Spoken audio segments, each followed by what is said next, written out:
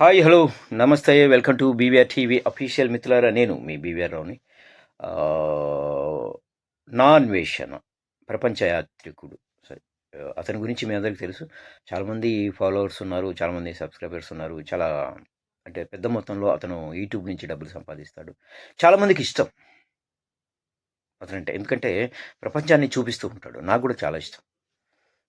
మనం మనం పోలేని ప్రదేశాలు, మనం చూడని ప్రదేశాలు చూపిస్తూ ఉంటాడు లైవ్‌లో. చాలా గ్రేట్. అన్ని ప్రదేశాలంటే అన్ని ఖండాలు తిరగటం, అక్కడ ఉన్న సంస్కృతిని, అక్కడ ఉన్న పద్ధతుల్ని, అక్కడ ఉన్న ఆచార వ్యవహారాల్ని చూపించడం చాలా గ్రేట్. అది చాలా దానికి గట్స్ ఉండాలి. చాలా డబ్బులు కూడా ఖర్చవుతాయి. సో, అలా తిరగటం అన్నదంటే అక్కడ పర్మిషన్‌లు గానీ, పోతే అక్కడ ఉన్న మనం వెళ్ళాలంటే ఆహ్, ఇవన్నీ కావాల్సినవన్నీ సమకూర్చుకోవడం గానీ, వీసాలు తదితరాలు. చాలా గ్రేట్. ఎందుకంటే ఎంతో తెలివి ఉంటే తప్ప, ఎంతో ఇది ఉంటే తప్ప చేసుకోలేము. అయితే అతన్ని ఏమైనా అనాలి అంటే ఏదైనా మనస్సు రాదు. ఎందుకంటే ఇష్టమైన వ్యక్తి కాబట్టి. కానీ, కానీ ఇటీవల ఒక వీడియోలో తను సీతమ్మ వారు, ద్రౌపది, మిగతా ఇలా హిందూ దేవుళ్ళ మీద నోటికొచ్చినట్టు మాట్లాడటం. రకరకాలుగా ఏదో చేస్తున్నారు. అంటే తనకి బలుపు. ఇంతమంది ఫాలోవర్స్ ఉన్నారు, ఇంతమంది సబ్స్క్రైబర్స్ ఉన్నారు, ఇంత ఆదాయం నాకు వస్తుంది యూట్యూబ్ నుంచి, నేను ప్రపంచమంతా తిరుగుతున్నాను, ఎవరు చేయలేకపోయారు అన్ని ఖండాలు అన్న ఒక బలుపు వాడి ఇష్టం వచ్చినట్టు నోటికొచ్చినట్టు మాట్లాడడం జరుగుతుంది. అది కాదు కదా. అంటే ఎవరు ఏమీ అనరు, నేనేం చేసినా నడుస్తుంది అన్న అన్న బలుపు తప్ప.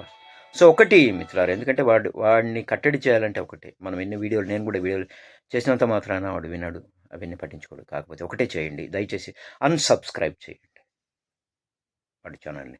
అన్సబ్స్క్రైబ్ చేయండి, లైక్ చేయడం మానేసేయండి. ఇంకా ఏమేమో ఉన్నాయి అందులో యూట్యూబ్లో రకరకాలుగా. షేర్ చేయకండి. సో ఇవన్నీ చేస్తూ ఉండండి. అప్పుడే వాడు తగ్గుతాడు. అప్పుడే తగ్గుతాడు. ఎస్, అప్పుడే బుద్ధి వస్తుంది. అసలు ఏం జరుగుతుంది, ఏమిటి బుద్ధి వస్తుంది వాడికి కదా. ఏమిటిరా నువ్వు అసలు నోటికొచ్చినట్టు మాట్లాడు, ఎంతో గౌరవిస్తూ ఉంటే. చేయండి, ఆ పని చేయండి దయచేసి. చూడండి. అప్పుడు వాడి ఆర్థిక మూలాల మీద దెబ్బ పడుతుంది. కరెక్ట్ దారికి వస్తాడు. వాడి పెడి మొహం వేసుకొని వాడి ఇష్టం వచ్చినట్లు అదేంటి చౌక అనడం, ఆటగాడు అని ఇది వాడికి వాడు ఇది చేసుకోవటం, ఎకిలి చేష్టలు, ఎకిలి మాటలు, ఏదో ప్రపంచాన్ని చూపిస్తున్నాడనే ఒక చిన్న కన్సర్న్ తప్ప ఏం లేదు. రిపోర్ట్ కొట్టండి, వాడి ఛానల్కి ఏదైతే ఉందో రిపోర్ట్స్ కొట్టండి. లైక్ చేయకుండా రిపోర్ట్స్ కొట్టండి, అన్సబ్స్క్రైబ్ చేయండి. అప్పుడు తెలుస్తుంది. Thank you.